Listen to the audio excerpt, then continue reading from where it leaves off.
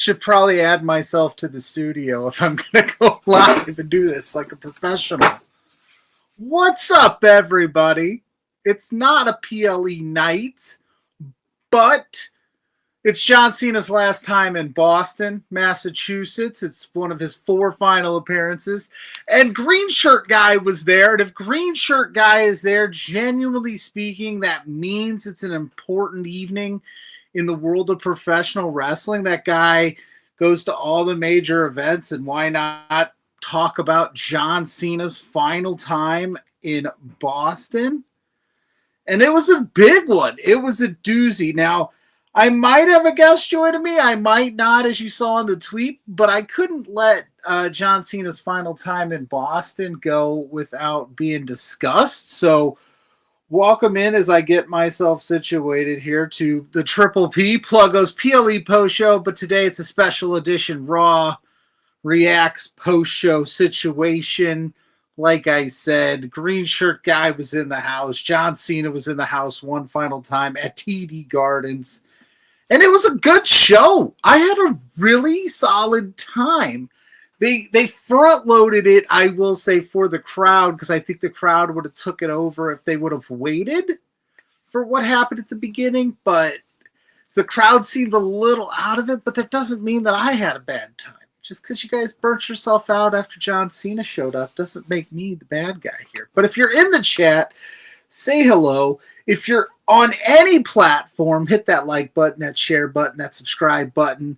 We are gearing up for the big-time Boris Extreme Extravaganza. His 40-hour live stream here starts next weekend. I'll be a part of it. Mrs. Pluggo will be a part of it. What's up, Fernando? So smash that link right there. 100% of the money that you raised on Twitch bits, subs, and that donation goes to a great cause. Please hit that up. If you're over on Twitch, the bits help, the likes help, all the loves. Congratulations, John Cena. We're about to dive into it, Fernando. First and foremost, how are you, friend? What did you think of tonight's episode of Monday Night Raw? I was just saying before you hopped in, I had a great time. But like I said, I'm putting over Big Bad Boris, a 40-hour stream. I have a tough enough time working 40 hours in a week. 5 days, the 9-to-5 grind thing. I have a tough enough time doing that. He's going to go 40 straight. And I love the man for it. It's for a great cause. I'm happy that he lets me be a part of his shtick. So go check that out. It was an excellent Raw. We're going to jump right into it. Like I said, Spencer Love might show up. He might not. I don't know. He didn't make any guarantees, but he told me to just chug along. So it started off with Triple H. Well, to be fair, They started off with the last time in Boston. John Cena. They gave us a tour of John Cena's life in Boston and West Newbury, Mass. It's funny. Fun fact. I actually, when they showed the shot of TD Gardens with those bridges, I was like, holy shit, I drove on those bridges with JPJ when I was there for Bound for Glory. So I was like, oh, I know exactly where that's at now. Because I lived it. I lived it, guys. Boris is a soldier, Fernando. An absolute saint of a man for be doing what he's doing. But Triple H comes out, and well, of course he would. And he's saying things like, oh, Grainmaster, Austin, Massachusetts. Some poor guy's life is ruined now because you told me it was in Austin, Massachusetts. You meant Boston or Austin, Texas. Are you going to feed the snake, Grainmaker? Are you going to feed the snake? Can I feed the snake? Can I feed Mitch? Sorry, I'll go on a road trip rant all you want. I can't wait to get the Grainmaker Pod and I back together doing 4 Exposure, by the way, as I shamelessly plug my stuff as I do this show, because I miss that man, and we have a good time on Saturday mornings. And we'll be back next week. Not this weekend because it's Boris' big stream, but the following week we'll come back big because the Revolution Rumble, baby, is going down at LPW. 30 people are entering.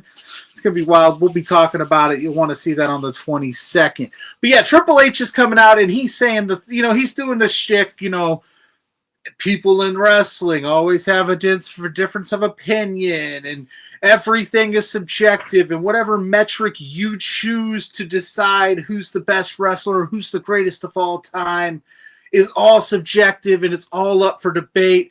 And he goes, well, I've had the distinct pleasure of being able to see it from all sides, whether it be a fan, a performer, a CEO, a promoter, and by every metric and every account, everyone in this building can agree that it's the one, the only John Cena is the GOAT, the undisputed GOAT. So he's putting Cena over hard, as he should. We're in Boston. That's what everybody's here to see. They're absolutely chanting for Cena. They want it to happen.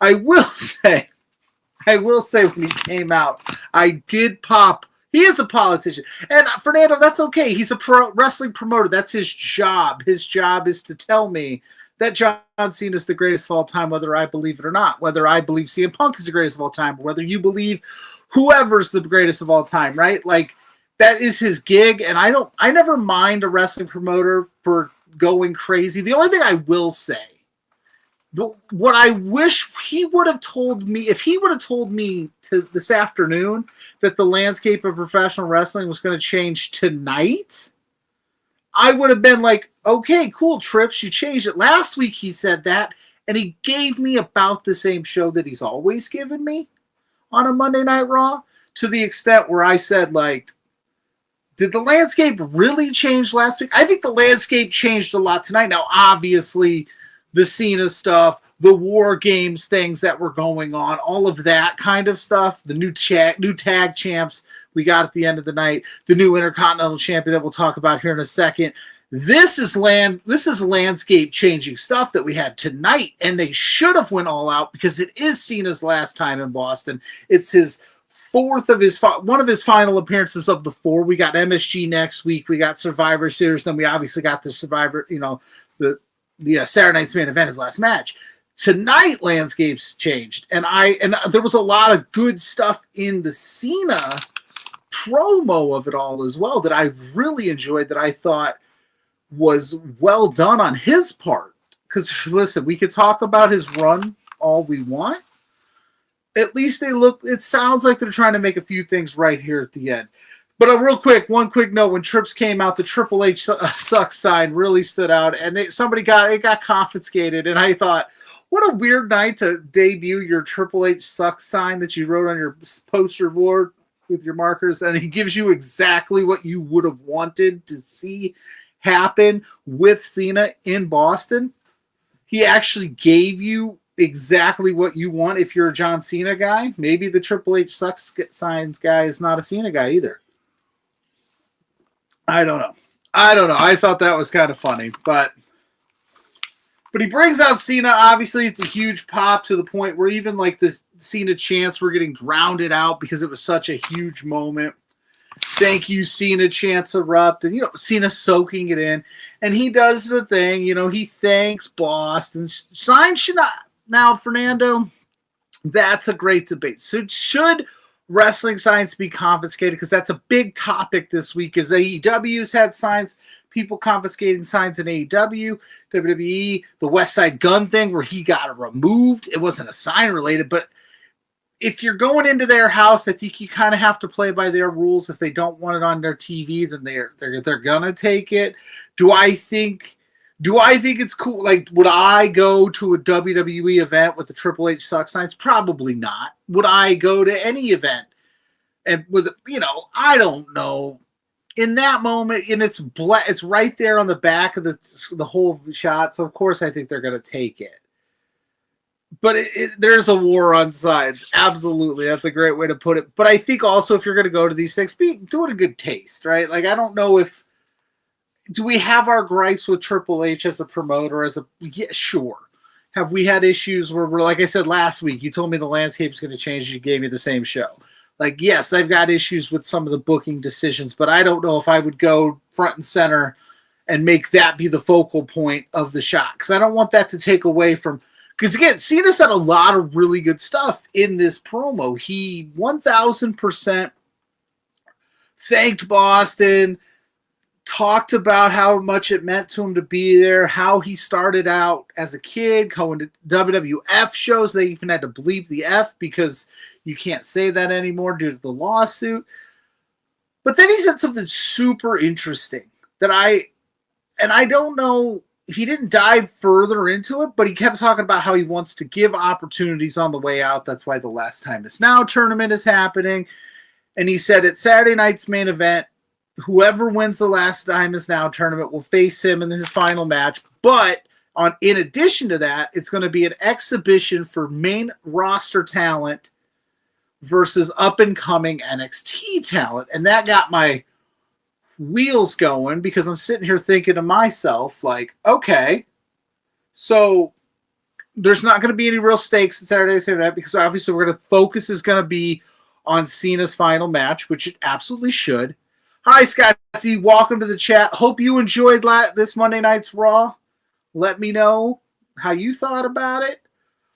Everybody in the chat, feel free to spam that like button, share button. If you want to guarantee that your comment or statement gets read on the air, feel free to leave your super chat. And also, all of the super chats this week will go towards the donation pool for Boris's Extreme.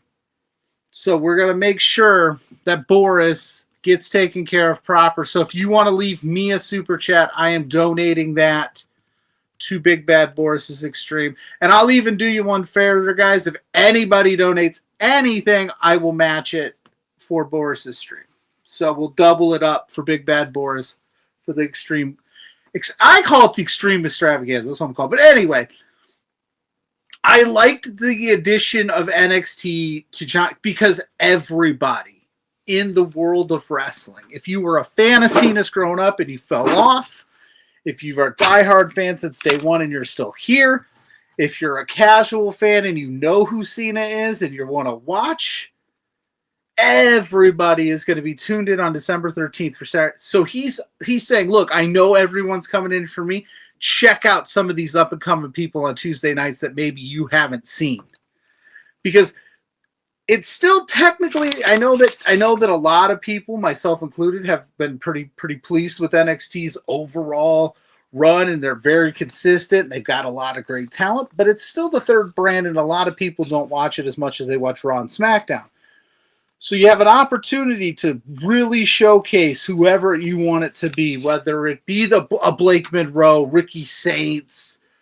If you want to get a little further down the well, you could Josh Briggs if you really want to.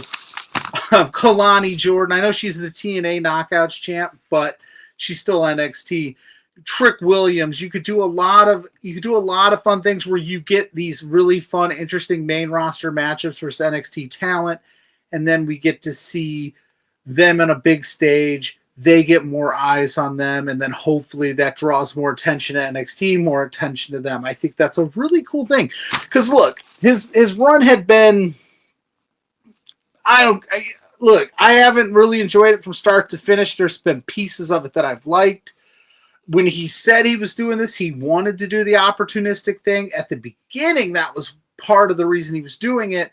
And then they went down the weird rabbit hole of him turning heel for the summer and doing all these things. They've really done a good job in the sense of like cramming all this stuff into it. It's whether it's been clunky or not, that's up for debate. Like Triple H said, it's all subjective.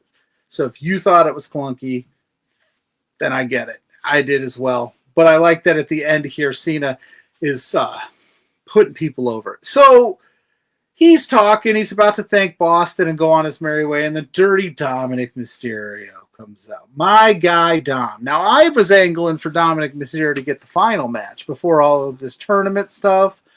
Maria, if you believe he fumbled it, I don't disagree. I think that there was a lot of missteps. 100%. I think, like I said, I think some of it was cool. I think some of the spots were fun. I think they fumbled the heel turn and had to like flip the switch really quick, and then it took a little bit to get going. But here we are. We're towards the end. We're 3 appearances down.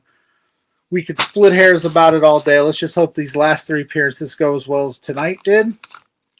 So Dirty Dom comes out. He's basically like pissed.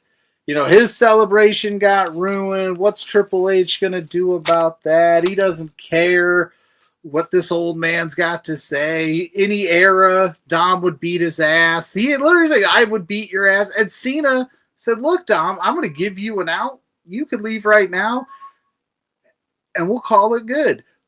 But if you keep talking, I'm going to have to step up and take care of business because I feel invincible tonight because I got the Boston crowd behind me, and then they cheer, and they're like, ah. So Dom's talking shit. Triple H steps up. It goes, no better time than now. No better place than here. John Cena, if you're good with it, you can face Dirty Dom for the Intercontinental Championship tonight, right? And Dom all of a sudden big bug-eyed because, he thought he was just going to talk shit and walk away. But no, he could have left. I mean, the line about out of respect for your father, I don't think really sat well with old Dom there. So he had to decide, like, in that moment, am I going to step up and take care of business? And he stepped up, and they had a match. And let's be honest, the match was pretty much how I anticipated a John Cena Dominic Mysterio match to go. Dom was trying to get out of it any way he could. He throws Cena to the outside, hope for the 10 count.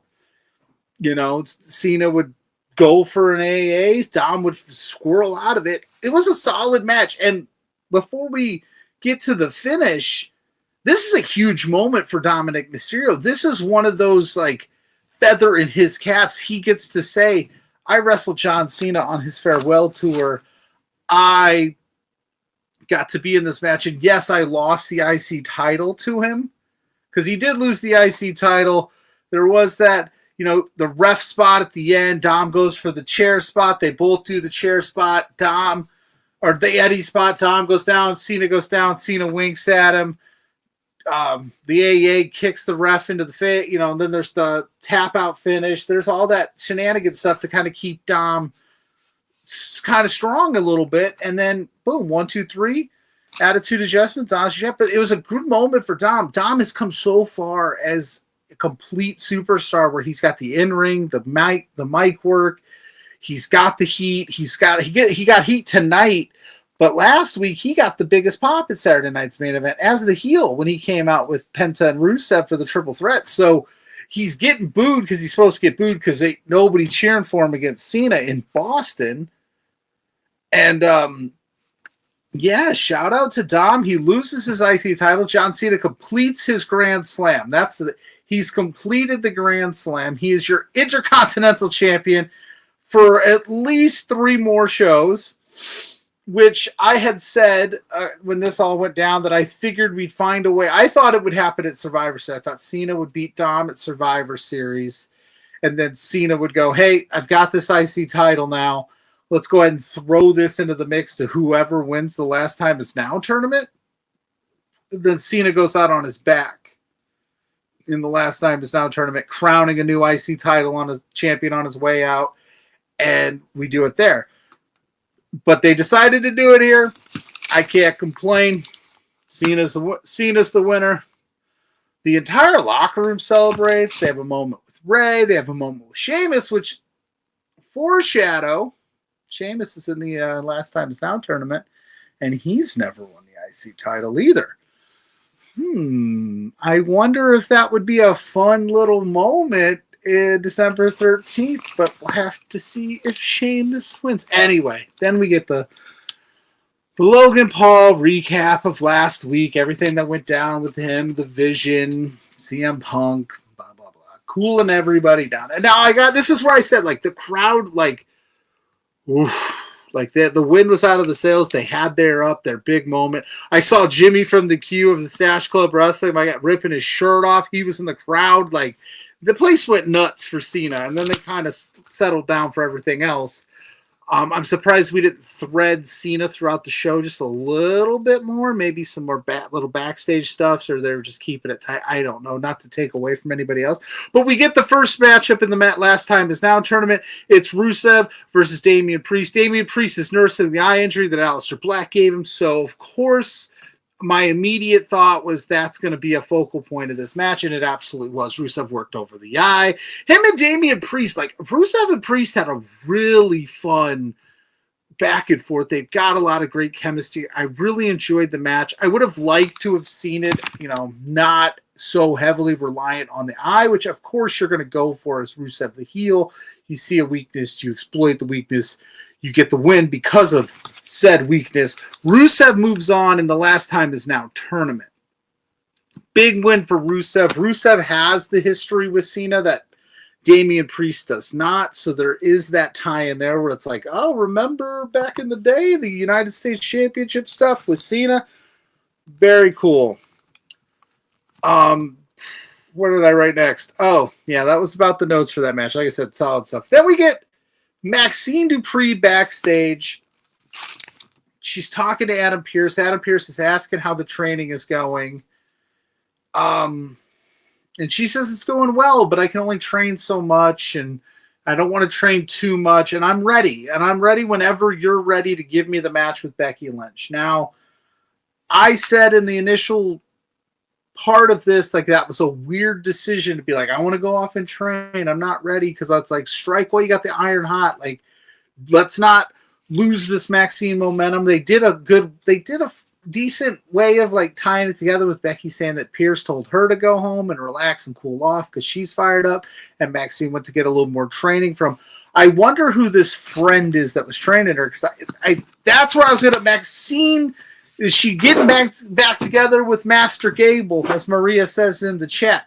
I don't know if it was her or maybe it was Natty. You know, Natty showed her the ropes too. Natty's been on a book tour. I heard the book's great. I can't wait to get it. I'm excited. Shout out to Natty, because they did talk about this book a little bit on the show, so I didn't want to gloss over that. But yes, Maxine says she's ready. She's ready and willing. So Pierce says next week, MSG, Becky Lynch, Maxine Dupree, Intercontinental Championship, and Maxine accepts. Becky Lynch comes up from behind, knocks her down, grabs her, and says, if you're ready for the big time, here you go. And then just walked away, which I thought was really cool, because I think Becky Lynch could have absolutely beat her down, beat her up. But I don't think, even in story, I don't think, based on Becky's promo last week, I don't think Becky wants us to leave any doubt. I don't think she wants to have Maxine not be at 100% when she beats her, because then you're sitting there going like, well, you had to beat her up last week and, you know, mess up her ribs or whatever to beat her, Becky. I think Becky wants to beat Maxine at Maxine's best, and I think Maxine just wants to win. I think Maxine's going to do some stuff to try to win. I think we're going to see some foot on the ropes type stuff. I think she's going to, because she knows, like, if I don't get this, they may not book this again. I say that they probably would. She's fantastic. Maria, I think that that's tough. If you're asking me, chat, if I am going to pick against Becky Lynch, the man, my favorite women's wrestler, that's tough. Do I think they should pull the trigger? Absolutely. I think it's tough. I think once in a while you should, you know, pull the trigger on these people that you've built up week by week by week and get us invested in them and get us raring to go with them, and then they never win. I think that never works out. I think you should. I think you, even if Maxine only held it for one pay-per-view, at least it's saying, hey, remember when you used to get booed out of buildings? You used to get booed out of arenas because you couldn't wrestle, according to the fans. That wasn't me. I'm just saying the fans in those arenas would be like, you can't wrestle. Those chants would echo to the point where it was devastating for Maxine in real life. And she's come all this way. Becky Lynch, to Becky Lynch's credit, has absolutely made Maxine Dupree look like an absolute stud. And I'm not saying it's all on Becky. I think Maxine has come a long way, but she had a perfect dance partner in Becky Lynch, who, for all of the criticism that Becky Lynch gets, has elevated Maxine to this level of, like, we're talking about a potential intercontinental champion in Maxine Dupree. Can she beat Becky Lynch 3 straight times? In kayfabe, that's not easy to do. Becky Lynch's number does not get called like that often. She's one of the toughest women in the locker room, so it's going to take a lot. But I wouldn't hate it. I would not hate it next week if Maxine left as the Intercontinental title, and then they did something different with Becky Lynch. You know, they found something for her, maybe in the world title scene. But we'll get to the world title scene, because that's also a problem. The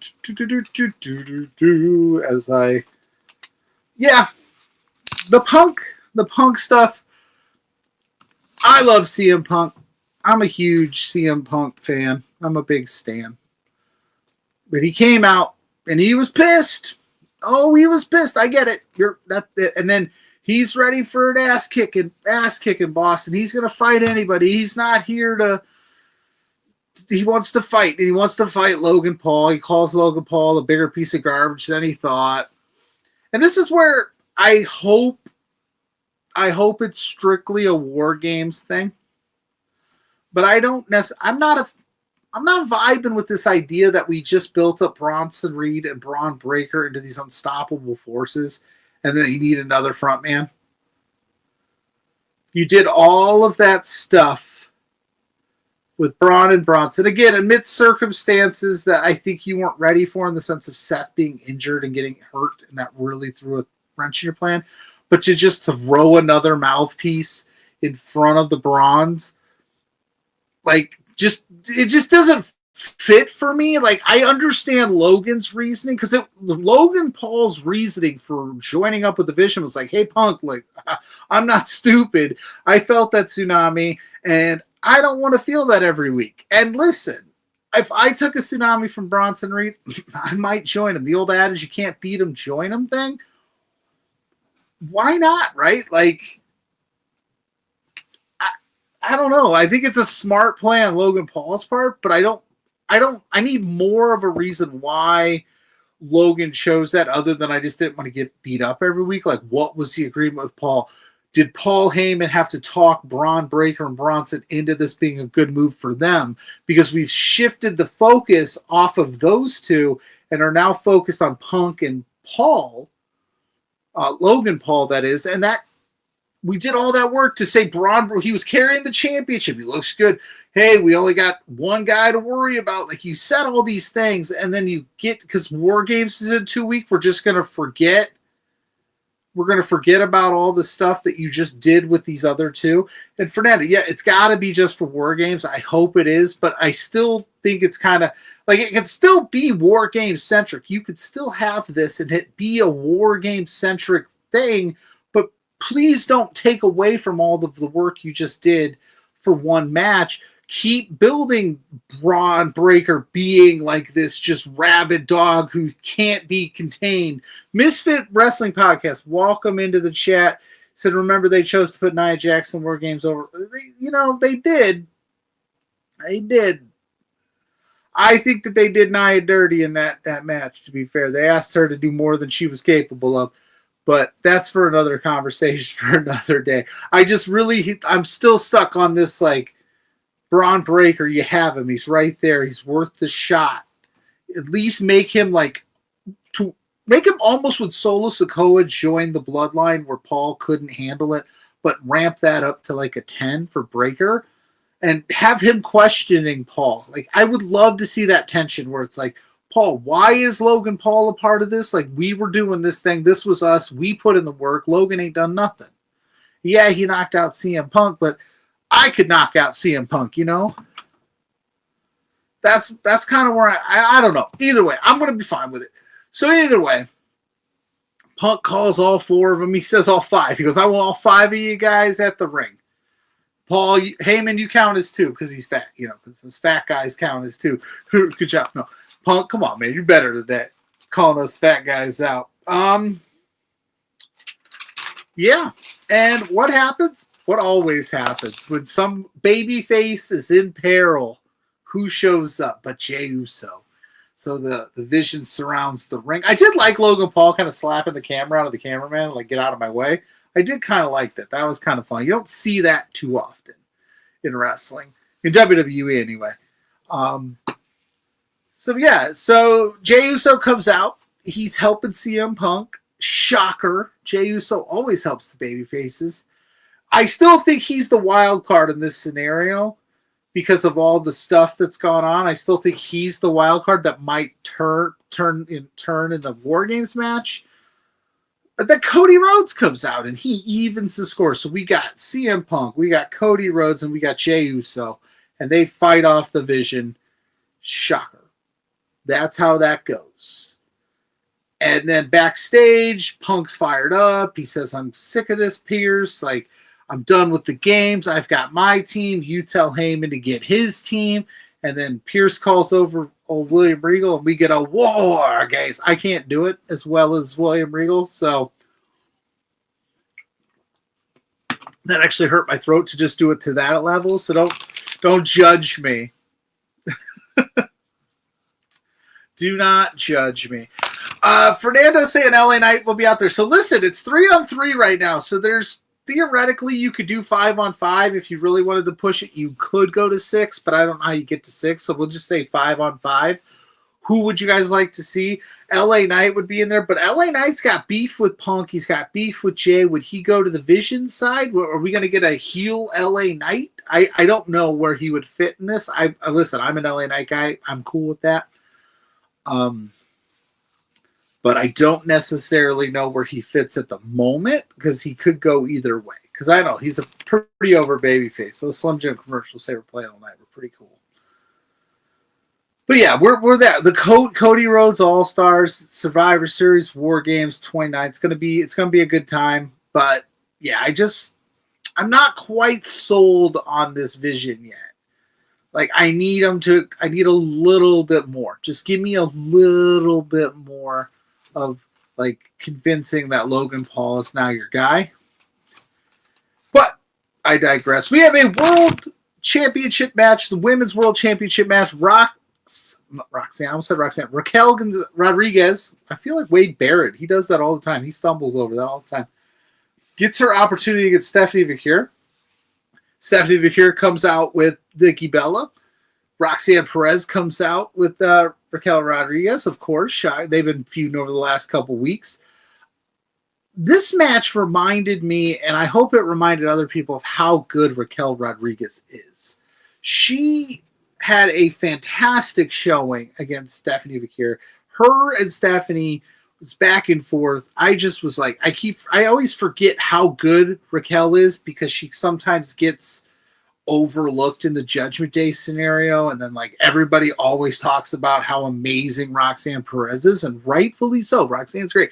But Raquel, in these moments, you put her in these spots, she absolutely crushes it. When she took that devil's kiss and lifted up Stephanie McKeer, got out of it, like, Jesus Christ. I was just like, Big Mommy Cool came to play today. She came to wrestle today. She said, I am getting this world championship opportunity, and I am showing out. And Stephanie McKeer matched her beat for beat as she does. She's one of the best wrestlers on the planet. Breakout star 2025 and possibly women's wrestler of 2025. Like, that doesn't happen very often where you get the breakout and you're at the top of the food chain all in 1 year. But yeah, this match ended how it should.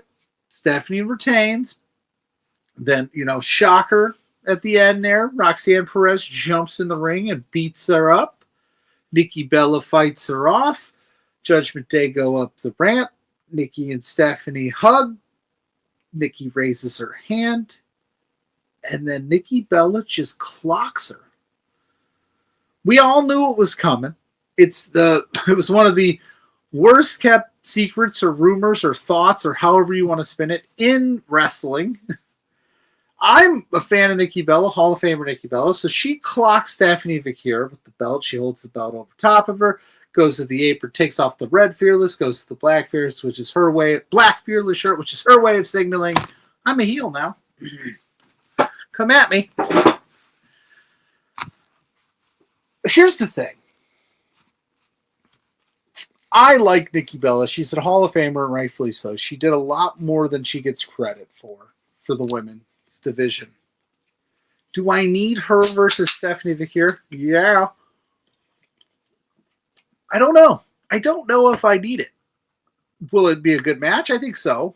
I think having Stephanie Vaquer have this moment of like, I trusted you, I brought you in, and Nikki turning on her going like, this is the business, kid. Like, don't trust anybody. We're all gunning for what you got. I think is a fun lesson to teach Stephanie, and I think you'll get a new edge out of Vaquer out of it. So I think there's some good things that we could build from it. There's a bunch of other women on the roster right now that maybe I would like to see the spot, but getting a win over a Hall of Famer on your championship resume as you're building this like fantastic resume isn't a bad thing. Will it be a 3-match feud? Probably not. You'll probably get 1, maybe 2 out of this. we'll see. They're not, as it stands right now, involved in war games, but they might be. Maybe those are the last two spots. We'll talk about that in a little bit. Maria says Nikki has no business being in that spot. If that's how you feel, listen. I don't think it's that harsh that she has no business. I just think I need a little more out of her before she's in the spot. But it's going to be fine. I've been thinking that that's where they were going to go anyway. And like I said, having Stephanie learn the lesson of like, I trusted a veteran, told me like, we're friends, I got your back, and then she turned on me, and now I can't trust anybody, and she's kind of like, it's me against the world type thing, because that's one of the things that like with Stephanie Vakira that has been, I don't want to say like a downer for me, but it's just one of the things like she's so happy to be there. She's always like, I'm so happy to be here. This is my dream, And I interviewed her, by the way, on this very channel. If you want to see that, it's up here right now. And she said the same thing. And when you're talking to me, that's cool. But when you're in, I want that edge of you just like, yeah, I am happy to be here, but I'm not here to make friends. I'm here to dominate and become the best women's wrestler of all time. And you can still do that and be a face. I don't think there's anything wrong with that. So maybe this will be that little edge to her. Then we get the second match in the Last Time Is Now tournament. And it's Shinsuke Nakamura versus Sheamus. And the whole time this match was going on, I was like, it's Sheamus. It's got to be Sheamus. Like, Sheamus is probably going to be in the finals of this tournament. I have this feeling that that's where we're going to go. Because, like I said, it makes sense now that John Cena's the IC title that he'd hand his Grand Slam championship off to a guy who's trying to complete his Grand Slam. Why not? Because at some point, we got to give Sheamus his due. We got to give Sheamus this. When's he going to get the IC title? Who knows? I don't. Do you?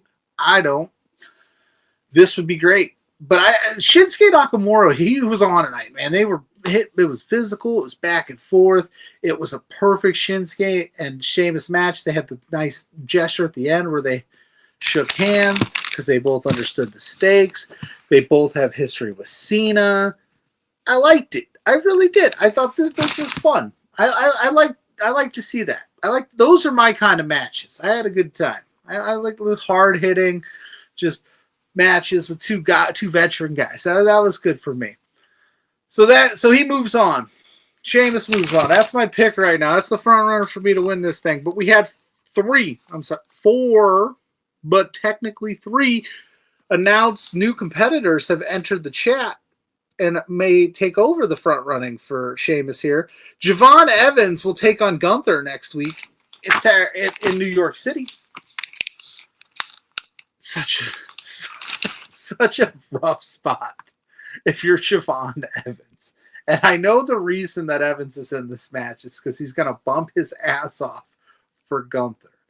Is there a world where we see Javon Evans upset the ring general? I know a lot of people, a lot of friends of mine, a lot of colleagues of mine, a lot of people in the industry think Gunther is the final match at Saturday Night's Main Event for John Cena and he retires the GOAT. But I want to live and I want to operate in a world where Javon Evans takes a beating for like 10 minutes and then catches Gunther napping and rolls him up and wins this thing. And we have this moment where like, oh shit, Javon Evans just took out the biggest guy on the roster, the biggest threat, and he's moving on in this tournament. Who would have thought? I could hear it now. I could see it now. I could see Testator going crazy on commentary, but it's Gunther. And they protect him so much and so well. And he's been booked so strongly his entire time in WWE that kind of stuff doesn't happen to Gunther. But that's kind of why I think like it would be the biggest shock of like, oh shit, did Gunther just lose this thing and that was everyone's pick for the winner of this tournament? That blows my mind. So I don't know how y'all feel about it. Let me know in the chat if I'm crazy. Let me know if I'm not crazy. Agree? I don't know. Just that's kind of where my head goes. If Javon Evans defeats Gunther on Monday night, you heard it here first. You heard it right here tonight, immediately following when he got announced for said match, that he's going to upset the world in New York, because that's where dreams are made of, or whatever Alicia Keys sang in that Jay-Z song. So New York, boom. We also got Solo Sikoa. He got announced. He's got history with Cena, just minor history, but history nonetheless. And Adam Pearce pulled the Nick Aldis and he goes, ooh, you're going to have to tune in. I'm going to save this one for Monday. So we have two surprises now. Are they outside of the company surprises? Or are they TNA surprises? Like Solo Sikoa, does he face Joe Hendry or something like that? Or maybe like a Mike Santana? Because this tournament was designed to give some Are we going to see some NXT involvement? I know Javon is still technically NXT, but he's really been flirting heavy with the main roster. Will we get some NXT guys in the mix? I don't know. I'm not sure who it is or what the plan is. I mean, listen, we could recklessly speculate forever, and I'm here for it. Let it be Edge. Let it be Copeland. Let it be Christian. Let it be Daniel Bryan. Let him come back. Let it be Kurt Angle. I don't care. Give me something crazy. I'm for all of it.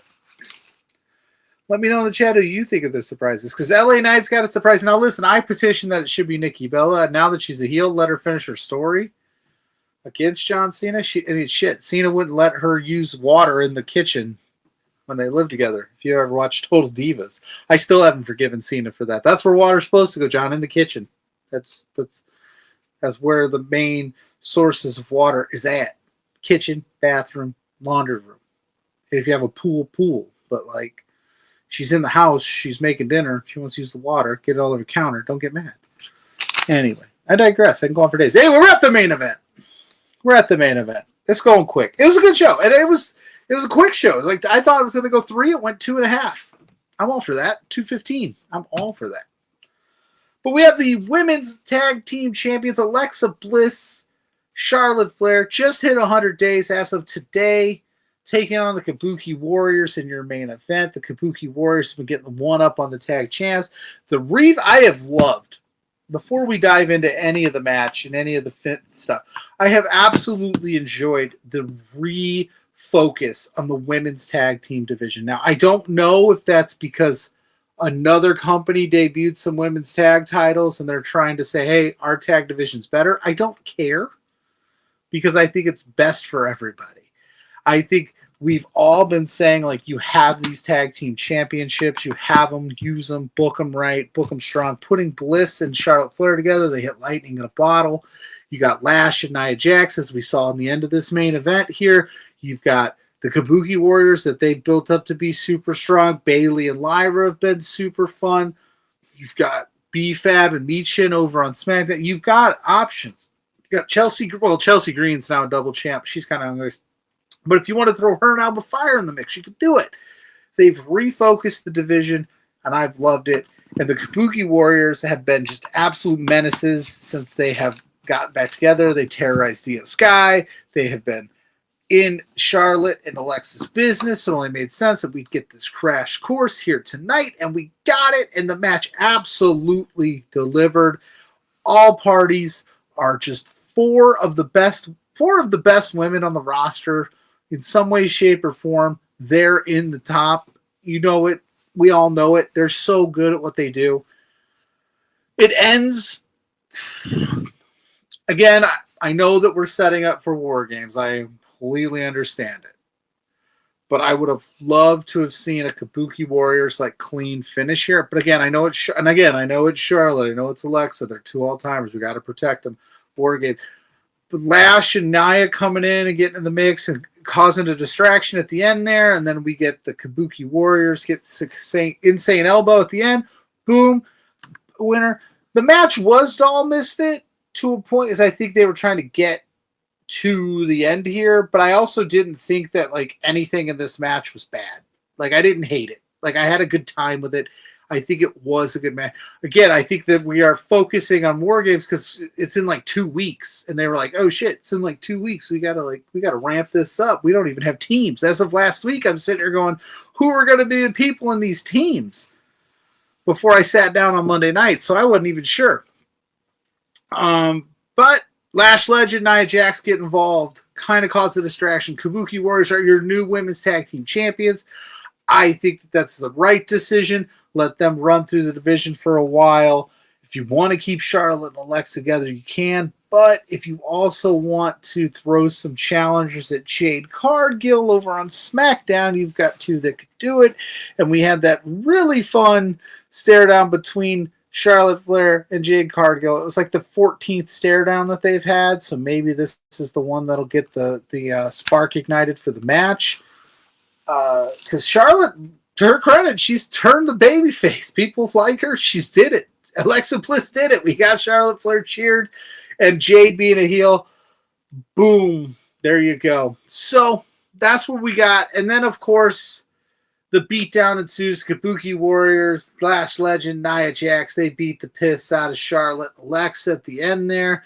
Io Sky comes out to try to even the odds. The numbers game catches up with Io Sky, and they continue to wail on her. And then Mommy returns. Rhea Ripley is back, face mask and all, coming off injury. She comes in. She's the equalizer. The babyface team stands absolutely tall.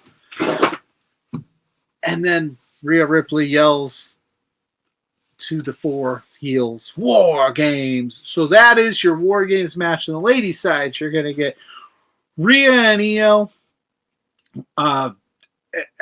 Charlotte and Alexa, and then you're going to get Lash, Nia, and the Kabuki Warriors. Coda Burris, welcome to the chat, friend. They say who is the solo mystery person going to be on Raw next week? I don't know. I wish I had an idea. Now, I think it's MSG. I think they're going to want to swing big. I think this is where you say this is somebody that doesn't work here. And I mean, it's a layup to say it's a TNA superstar, somebody that we're not familiar with. I don't know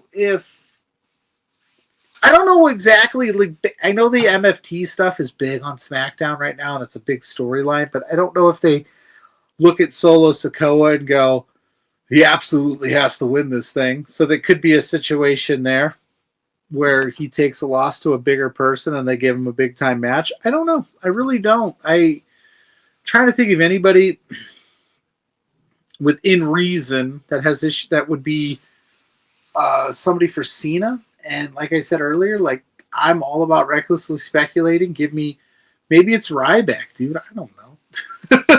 I really don't. You say because Charlotte isn't in the world title picture. To be fair, she's always in the world title picture, my friend. Charlotte is always one step away from that world championship. It's the Charlotte Flair effect, and it is real. But it'll be a fun match. Won't be a bad time. Listen, I've been very happy with the evolution of Charlotte Flair since she's returned. I was there when she returned at Royal Rumble. I know how it went early on. I'm glad that we have found a reason to not boo her excessively. This Friday's mystery partner for LA Knight. Now, I don't know if you're going to do 2 big, massive, like outside the company moves in a week. Could that be the R-Truth spot where he gets LA Knight versus R-Truth? I don't know. Maybe. I don't know. They could pull off 2 big out. I just don't know who it is. It's got to be TNA, right? So I'm trying to think of the TNA roster. And this is TNA's fault, right? They went dark after Bound for Glory for like a month. So, like, could it be Trey Miguel? Like, would you put Trey Miguel in the Last Time Is Now tournament? Could you definitely, like I said, maybe Trick Williams? Like, Obafemi is out there. Like, where's Obafemi at? But here's the thing with Oba. If you put Obafemi in that thing, I think he has to win it. I think that you have to keep him super strong. So I don't know if you want to put him in a tournament where he would have to lose, because it doesn't make sense for Obafemi versus John Cena. Unless John Cena is true to his word and he wants to absolutely put over somebody deserving and like somebody that could use the rub. But then if you put the John Cena rub on Obafemi, then you have to, come hell or high water, like, run with it. And if for whatever reason Obafemi were to flop on the main roster, you go, we wasted Cena's last match on him. And I don't want that for him. And I don't think he would flop, but we've seen many of No Doubt or NXT people go up to the main roster and it just not work. So we shall see. I'm excited. I listen, like I said, Green Shirt Man was there tonight. So I said I got to be there tonight. This is normally my PLE Triple P post show that I do with Ella and friends, and sometimes I have guests on, and sometimes I just go solo, and I hope you guys don't mind that I go solo. I like talking to you guys. I like just shooting the shit. I said Cena's in Boston one last time, his hometown. I knew, like, when the rumor mill started swirling, something big was going to happen tonight. He is now an Intercontinental Champion. Whether you like it or not, he's Grand Slam champion. I had a fun show. I had a fun time tonight. I know it was a little dull at the end there, towards, like, the crowd really kind of took themselves out of it. But overall, I had a great time. I like watching wrestling. I like getting to talk to you guys. Next Monday, John Cena's last night. John Cena's last Raw. His last Raw ever. And see, that's the other thing. Before we get out of here, I'll vamp on this for a couple minutes, and then I'll let you guys get on. I know it's late on a Monday night, and, like, if you're like me, you have a morning job, and it's snowing right now in my neck of the woods, so I have to get up extra early and make sure that I can get out of the driveway. The way that they booked this is like, so he showed up tonight, won the IC title. He'll show up next week, and then it's Survivor Series. When is this tournament going to be finished up? Because I would like, and I hope that they do something where they say, John, can you record something? Can we get some type of pre-tape from you? Because you're going to have this person win this tournament and get no kind of, like, back and forth with Cena to build it up. Like, it doesn't need a big build. It's Cena's last match we're all going to watch. We're all going to be tuned in. So it doesn't need, like, but I would like some type of, like, I won the match and I'm going to show you that I am. And it's just going to be him talking to Cena sitting at home, or whoever it is. It's going to be Joe Hendry talking to, I'm just throwing that out there. Like, Sheamus is just, like, again, whoever it is, it doesn't need. But if it's somebody, let's say it's Javon. Let's say Javon Evans runs the table, wins this, he's going to have no face-to-face interaction with John Cena, which would do wonders for him in the build. Get to know Javon. Cena's putting him over while still telling him, like, hey, I'm not going to make it easy on you, kid. Like, Cena's really good at that kind of stuff where he can put you over and make you look like $1 million, but also tell you in the same breath that he's going to kick your ass. He's very good at that, but we're not going to get that. So we'll see. It's a very interesting stretch here to end the year of 2025. We have like 3 more Raws or 4 more Raws left, something like that. Like, we're running close to the end here. Cena's down to his final 3 appearances, so who knows? Maybe I'll come back next week.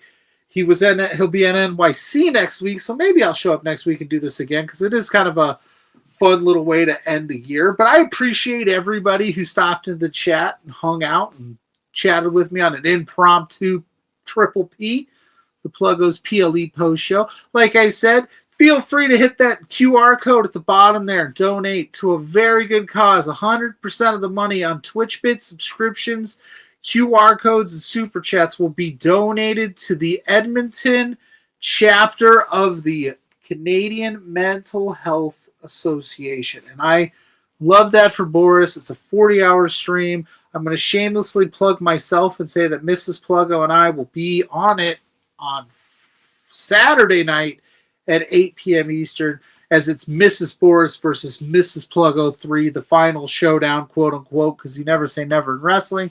We're going to test the ladies on their wrestling trivia because it's 1-1, and that's where we're at. And there's plenty of other cool things. If you want to know what's going on in that block of time, go to @BB Boris on all social medias, especially on Twitter. He's been putting out each block on it every day. Check it out. If you stay here for all your fun. We got a lot of fun stuff coming up here at Love Wrestling. I got a lot of fun stuff coming up. You can find me at Pluggo on all your social media platforms. You search Pluggo, you find his face. I'll be back here Thursday night with JPJ from Between Two Beards at B2Beards on all socials to see who we got coming on this Thursday night. I actually think Boris is stopping by for a little bit to talk about the major stream that's going down this weekend. We've got the brunch gimmick. We've got interviews. We got Love Pro Wrestling matches all up right now on this channel. So when you leave me, go get lost in some LBW. Go get lost in some of the fun interviews that we have, that I've done. Go do all that fun stuff. And thank you so very much for hanging out with me on Triple P on an impromptu Monday night for Cena's last go in Boston. He is your Grand Slam champion. What a wild ride. We will see you guys next time.